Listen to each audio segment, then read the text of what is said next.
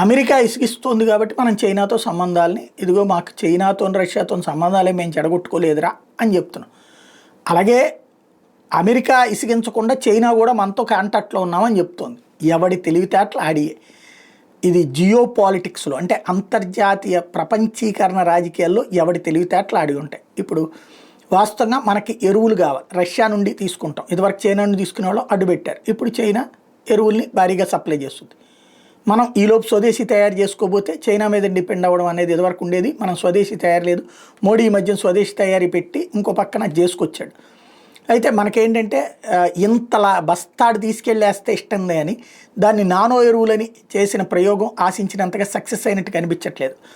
అది పక్కన పెడితే ఇప్పుడు రాబోయేటటువంటి రోజుల్లో ఒకటి ఫెర్టిలైజర్స్తో పాటుగా రేర్ ఎర్త్స్ కూడా భారతదేశానికి ఇవ్వడానికి ముందుకొచ్చింది.